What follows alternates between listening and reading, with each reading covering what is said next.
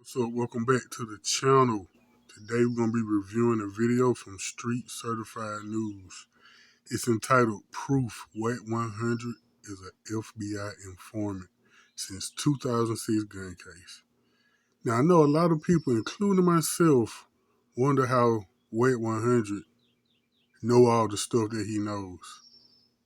I mean, he got a lot of information that only you got to be, people, you got to be working with the cops. I'm just going to go on and say, you got to be working with the cops or something to know all this information. And if I'm wrong, I'll apologize. But I kind of think so too. I've been thinking for the longest. Like, dude know a lot about every goddamn thing. He always got the paperwork. He always got the 10-4. Wack always know. But this guy right here, he did a deep dive into Wack 100. He pulled up some old cases Wack caught in Texas. So let's check it out. Certified News. We back with another one. Man, first off, man, if you guys could stop, man, smack that like button on this video, man. It always helps. You know what I'm saying? When you guys drop that like button, you guys always support our videos. We greatly appreciate it. This week, man, you know what I'm saying? With all this rolling 60 stuff going on and Big U, there's been a lot of people that have kind of come out just more than us and have really had negative words for Wack 100 regarding his information and how he shares information and how it could potentially be helping law enforcement. Wack 100 continues to claim that, he's a street guy and he abides by street codes and street rules, but he always seems to find himself embroiled in situations where he's given a little bit too much information. Yeah, Wack dude, he know a lot, man. The law enforcement. He knows a lot. Maybe he is connected. Who knows? Or he's being treated a little bit too lenient by law enforcement. Although we're not really gonna get into the Big U shit. We might get into it a little bit later. We want to get into a 2006 gun case where Wack 100 and his brother, both convicted felons, were caught with seemingly an artillery of firearms. Shout out to Active Chucks, Deuce M's. We spoke to him later in the video. He gave us some insight. This was all information that he collected directly from the county office down there in Texas. So he'll talk to us about that later. In part one of the video, we spoke with gangster documentarian Al Prophet. In part two, we're really going to break down this 2006 gun case and how it coincidentally lines up with an older story that we told you guys about Wack 100 getting caught on wiretap with the Stutter Box, Liddell Rawls, Mark Stevens case and the Main Street Mafia Crips. So, hey, man, look, with no further ado, it's all going to come together, man. Trust me, it's crazy. So, hey, with no further ado, man, it's your boy, Michelle Rocco, man, Street Certified News. April 16th, 2005. Safety trooper Darren Chase was on a routine patrol on Interstate 40 in Wheeler County, Texas, when he would pull over a 2005 Cadillac for driving 77 in a 70-mile-per-hour speed zone. The driver, later identified as Cash McElroy Jones, stated that he was a truck driver and always ran about 5 miles over the limit. He also stated that he was en route to Tulsa, Oklahoma for a funeral. At some point during the traffic stop, the trooper would ask Cash Jones for permission to search his vehicle. After denying the request, K-9 units were called to the scene. During the search, troopers located a black rifle, black shotgun, a loaded black pistol, along with several clips and large amounts of ammunition for each gun. Following the recovery of the firearms from the vehicle, both Cash Jones and his passenger, who would later go on to be identified as his brother, would be arrested, with both men being charged with unlawful possession of a firearm by a convicted felon. Soon after this arrest, he would be briefly placed on a Fed hold before posting a $10,000 bond. Once out of jail, Wack 100 would travel back to Los Angeles, where where he would continue working with Death Row Records and Suge Knight.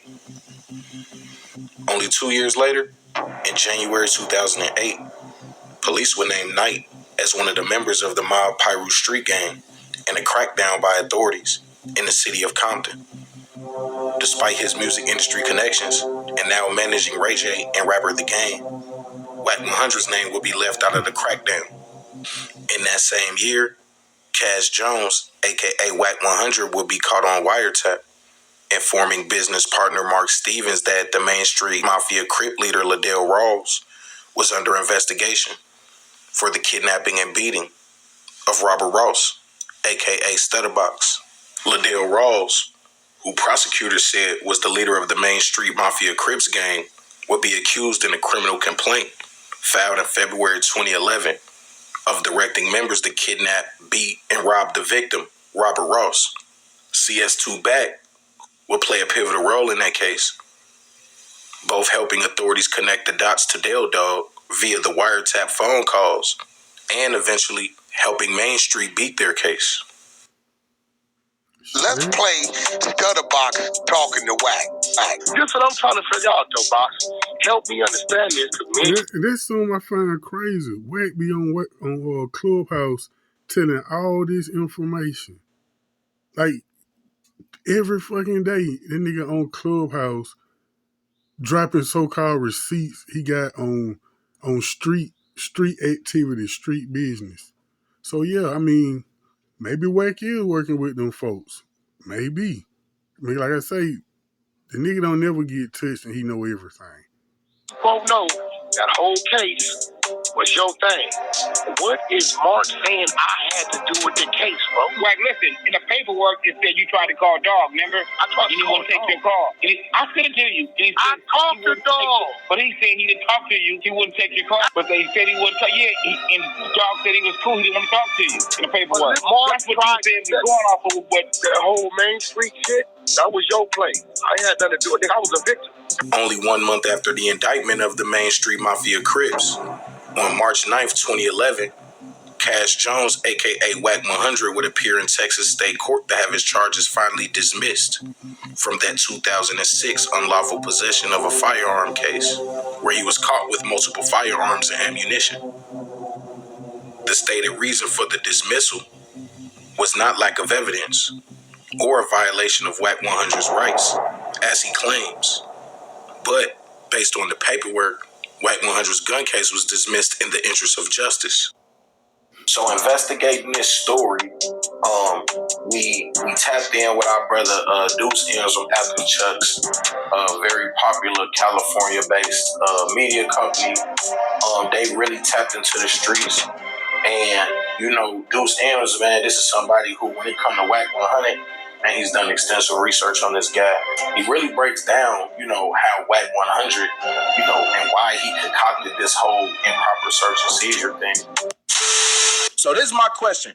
So Wack has addressed this before, right? Because we know the story real. We got the paperwork. He can't dispute it. It's a real case. He really got caught with hella guns as a felon in Texas. And his brother was a felon, right? So it was 2 felons that got caught. Right. That's crazy. You a convicted felon, you get caught with all these guns, and you don't do no prison time? Come on, man. That don't even sound right. You gotta be working with them folks. Right. So has he ever explained how these charges got dropped? Because you sent me the paperwork and I see what it say, and it says in the interest of justice. I see the video where he claims that it was dismissed for illegal search and seizure, right? Now, within that same paperwork that you got, I got that paperwork from the clerk of Wheeler County, Texas, the deputy clerk, old Debbie McLaughlin, right? And you probably can see that on the email, right? Right. To verify where I got it from. And there was a motion to suppress the evidence, which essentially argued fruits of a poisonous tree based upon the argument that this was an illegal search and seizure. Right, I saw that. And the judge denied that. Right. Now, Wack, I'm going to send you the thing where Wack is saying That's how his case got dismissed. I get pulled over and the search happened in Texas, right? So immediately, that's why they had the Fed hold. They like, well, yeah, you know, he crossed the state lines, but you can't prove none of that. How you know I didn't pick it up in Texas? If she found something. Wheeler County, there you go, Cass Jones, Wheeler County. Them motherfuckers. Hey, bro, shout out to Texas for having audio and video on the front of their squad cars. Because if I'd have been in Cali Beach, I'd have been fucked. I'd have had to take it. Hey, because they have the right to report based on the audio, the video and the audio. Yeah. Like if I'd have been to California, it'd have been my word against theirs, but the ex-con word against theirs on how they got it. Them niggas could have said they saw something on the back seat. They could have said all kind of shit. But because they had audio and video, that's what's safe. Right. So basically, Wack is lying about why this case got dismissed, and we know that because we contacted the clerk in Texas. They sent the paperwork, and it clearly states that his motion to suppress was denied because the judge found that none of his rights got violated. They did the right kind of search, and this is what they found. So they then when they had the right probable cause. So he didn't get that evidence suppressed. So then when I see the motion to dismiss and the judge grants it, and I see it's a list of all of these things that it could be. Right. And it's a lot of checked. You said what? One of the boxes is checked. Right, only one of the boxes is checked. But the things that it could be were surprising because it was like lack of evidence. Nope, that's not the problem. Illegal search and seizure. Nope, that's not the problem. Like I think it said something like the person that died or something. It was like a few different reasons why they would drop the case. And none of those things were X'd off except for this thing that they call in the interest of justice. What's your take on what does that mean when a person get a case dismissed? Like what is in the interest of justice? What does that usually mean? That was the first time I ever heard it, right?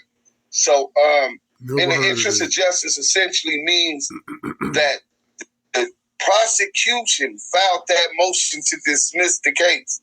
So Wack 100's attorneys and Wack 100 had to convince the prosecution that it would be in the interest of justice that two ex-felons crossing federal state lines, making it traveling interstate commerce, making it a federal case, that sending out that message is that it's cool. It's in the interest of justice that we don't prosecute this dude, which is a far-fetched reach, right? Especially in Texas. It's people that got 5 years for just weed in Texas. Don't mess with Texas. You know what I'm saying? So this is my other question. So like you said, he's trafficking goods across state lines. Him and his brother are already convicted felons. Somehow, some way, they get their charges dropped. Why did this thing never go federal? Right? The feds had put a Fed hold on him off of the top. He admitted to the police in a statement to the trooper, Darren Chase, that dad came from California and he was going to pick up his mother for because she can't travel. But the dude, once Wack 100 says that he got a bail, his brother didn't get bail. They let him out first. He only had $180, but he had a black card. He says that a white man picked him up, him and his brother, but the bail bond was closed until a couple days later. How did you? And then he said the airport was 50 miles away. He was transferred to Beaumont, the federal facility or some kind of holding facility in Beaumont. He was in jail for not just a night or overnight to the next day. He says 6-7 days later, he was still in jail on a hold, and that the feds came all the way to where he was at to tell him, hey, look, we don't want to pick up the case. Like, why would the feds come talk to you in person? Right, they just wouldn't pick it up. Or they would fax over information to the jail or to the district attorney in that city. Now y'all can pick it up. We can't do it. Why did they have to come speak to you face to face and then you get a bail? You know what I'm saying? And then they don't pick it up. So this was the interesting thing I'm gonna put in there, and it's gonna. They probably did that because they let you know he working with them people. They came to talk to him. They worked out a little deal. He gonna be an informant. He gonna do a few things for him, you know. They're gonna forget about this little gun case he got. That's what I think. Home with the story. Like I said, we working on the story. Within 1 month, so in my research, and this is a little spoiler, man. So you know what I'm saying? Within the research, that Main Street Mafia case, where Wack 100, we know by now, was caught on the wiretap. The indictment for that case was February 2011. That's when those guys got indicted. Now, they end up, the case getting dropped in June, but they got indicted in February 2011. Wack 100 got... What was going on before that? Huh? But the case, see... Yeah, the case started in 08. So, yeah, I know the case started in 08, and they was investigating it that whole time. Wack was caught on wiretap in 08, but they actually didn't file the charges to 2011. Because went to jail. Coincidentally, a month later, Wack 100 gets his Texas gun case dropped. Almost a month to the day in March of 2011. And you did your calculations. You can check the dates. I was going to say. You can check the dates. They indicted Bell Dog and Main Street Mafia Crips in February 2011 after a 3-year investigation or 4-year investigation. And a month later, Wack 100 got his gun case dropped in Texas. It's your boy, Mauricio Guapo, Street Certified News, man. The most reputable source for urban media. You know what I'm saying? Appreciate y'all for staying tuned to this 2-part series. Shout out Al Prophet, man. Shout out Deuce. Yeah, that is strange. The feds didn't take this case up and try to prosecute Wack. It's real strange they had to talk to him before. You know, because, I mean, you're a convicted felon. You get caught with a gun charge, it's a wrap for you. You don't get the cases thrown out, and it was talking about in the interest of justice. I've never heard that one before. In the interest of justice, you don't prosecute a convicted felon caught with guns. That is real strange. And I can't blame nobody for thinking Wack 100 an FBI informant here. I kind of think he is too. Like I say, he always on Clubhouse. Hey, we probably go on Clubhouse right now. Wack got the paperwork telling somebody business. About to go to prison. Then he was talking about when Big U got arrested, that they called and warned Big U that them people were coming. How the hell you know all that? How the hell you know to call and warn Big U? I mean, he gave an explanation. He was saying the people family member for the boy that got deleted called and told him. But it's a lot of stuff, man. Wack say that you be like, I don't know, man. I mean, what you think? Tell me in the comment section, man. I'm gonna put Street Certified News link to his video in the description box. Go check him out. Give him a follow. He make a lot of great content. Like this video. Give me a subscribe. And peace. I'll catch y'all next time.